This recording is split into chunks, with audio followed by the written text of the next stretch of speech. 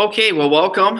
And I think what I'll do is I'll just get started, and as more people show up, they can just pick up where we are at. And so, good. Welcome today, and hopefully, you're having a good Friday morning. And today, we will focus. We'll continue to focus on wellness, and this lesson is going to focus on environmental wellness. Before I start, just want to give you some updates on a few things. In terms of graduation, that is always seems like it could be a potential adjustments and changes. And so you want to make sure that you are checking the Park High website for graduation updates. As restrictions become lifted and more individuals are able to get together, that will impact graduation, as well as impact some of those other things related to being a senior in high school, like all-night party and prom, and how many individuals and all that can attend at the same time. So just keep looking at the Park High website in regards to seniors and for those changes. All right, feel free to put in the chat, how has things been going these past couple weeks? You know, we have come back and just wanted to know how is 3.1 going for you? So feel free to put into the chat on that.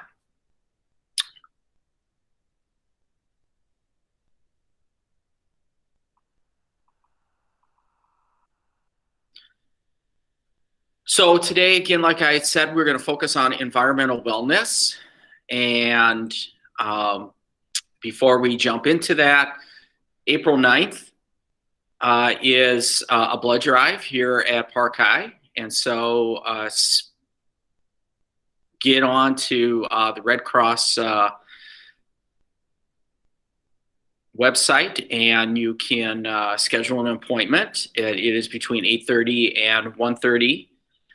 Here on Friday, April 9th, and opportunity to, in some ways, if we're looking at ways that we can give to the community, or just helping out in these interesting times, blood drive, donating blood is a good way to do that. And perhaps maybe you've got that really desired blood that the Red Cross is looking for. I know periodically I get a number of phone calls or text messages from the Red Cross because I am O negative, and so my blood is greatly desired.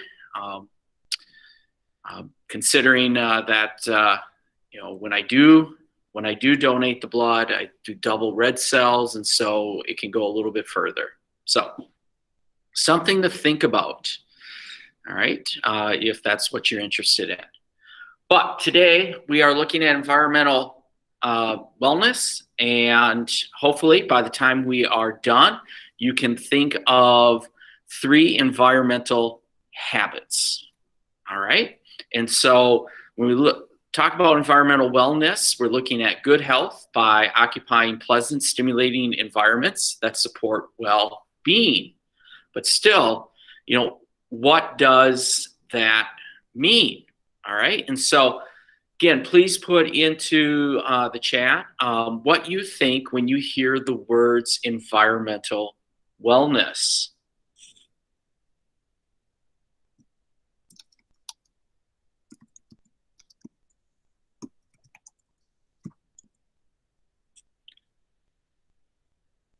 So what do you think when you hear the words environmental wellness?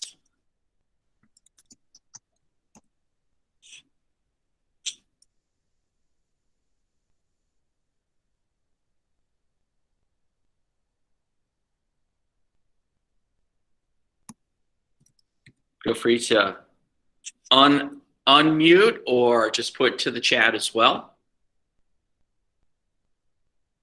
Put yourself in a positive situation. Yeah. Healthy surroundings. We're able to succeed. Absolutely.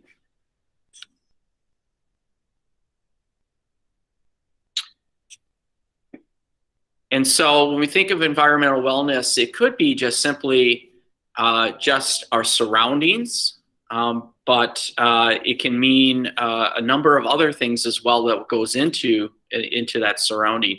And it can be that physical space, but it can also be that emotional space. There's just a lot of different formats or different elements that make up environmental wellness here. And so we're gonna expand a little bit on that.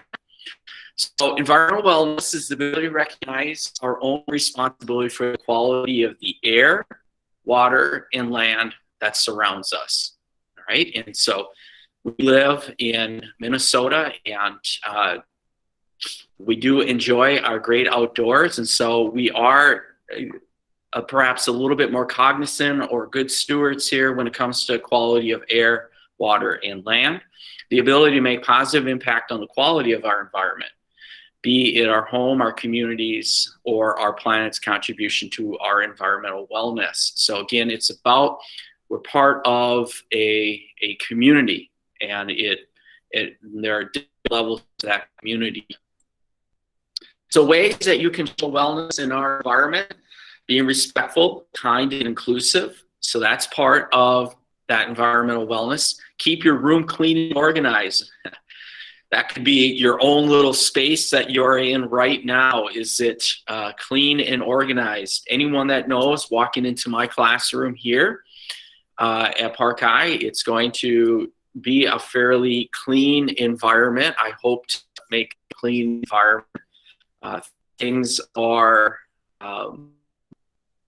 in where I think could be that right spot, but keeping your room and clean and organized. Throw items away in the trash can. Sometimes, again, if we're doing projects in class, I'll ask people, please keep clean up and take care of Mother Earth here. Recycle items as best as you can. Enjoy nature. Go for a walk or a bike ride. Sometimes, again, it's easy to look at other modes there. Use a reusable water bottle. We know a little bit about plastics there. And turn off the water while brushing your teeth, and turn off the lights when not in use. So those are just some of the ways in which you can show wellness in our environment. But there are so many other ways as well. Okay. And I've got a few PSAs that I'll show. And some of these PSAs are from my day, growing up in the 70s and 80s. In terms of environment, I know in the 1970s there was a big push for the environment, and we're talking about cleaning the planet here. We also had different theories out there: the coal planet or the blue planet, and then we got climate change with the warming of the. So environment has been a big emphasis for us. Really, we can go back and look at the Great Society programs of the 1960s here. And Richard Nixon, even though he went down because of Watergate, he did have an environmental agenda as well. So here, I've got a couple PSAs, and then let's see if we can get some reactions to it.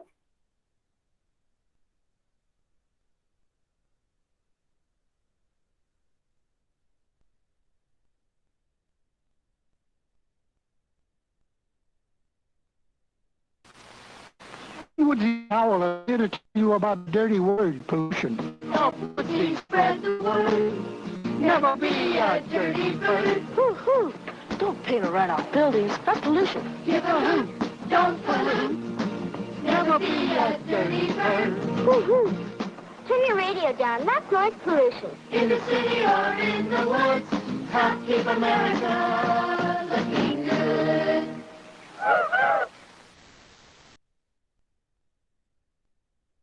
Now that you might look at that one as being just a little cheesy, but that message, give a hoot, don't pollute, definitely was one that caught on. And I do find myself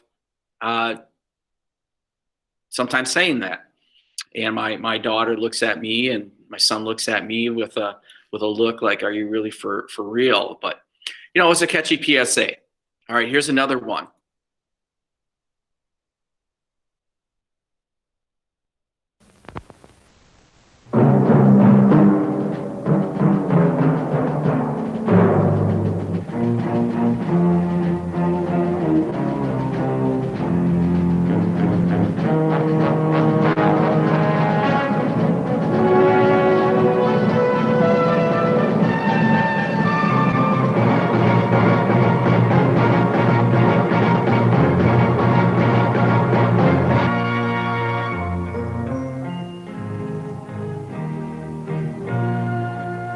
Some people have a deep, abiding respect for the natural beauty that was once this country.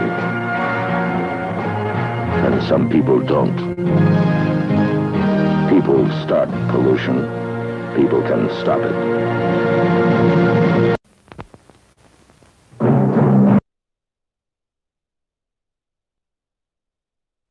So that one came out also during the 1970s, and we also would see in the 1970s the beginning of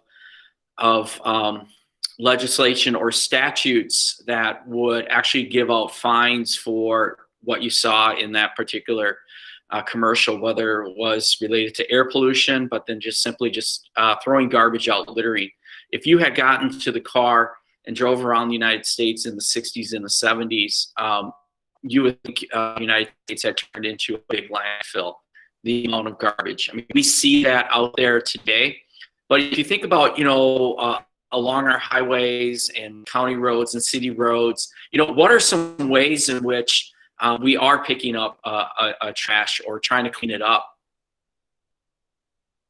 Anyone want to unmute or put into the chat there?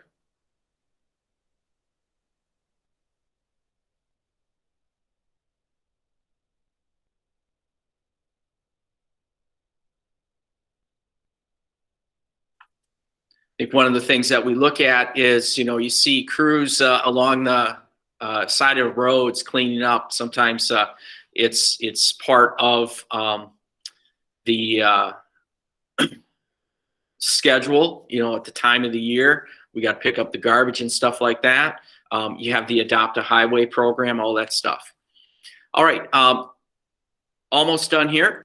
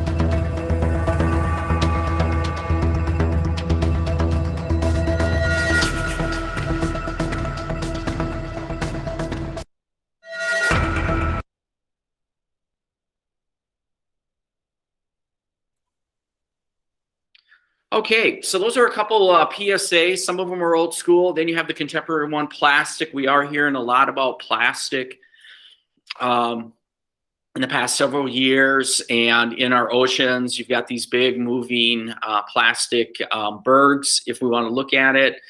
We get stories now and then about animals that have become affected, sea animals that have become affected by the amount of plastic.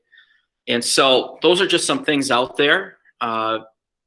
You know, when we look at those PSAs, kind of take into consideration what they are getting, whether they're old or new.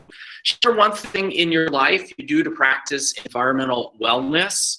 I know myself, you know, today I'm going to go and and pick up a compost bin from Washington County.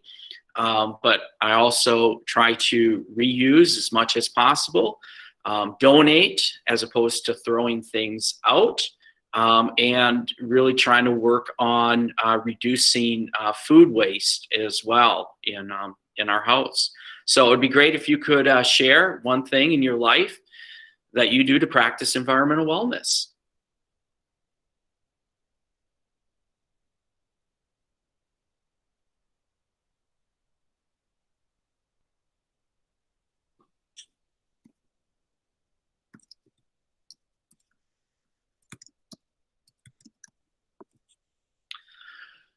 Hopefully you are reflecting and thinking about that, of what you could do. It's not a lot that needs to be done, but just simply just one little thing,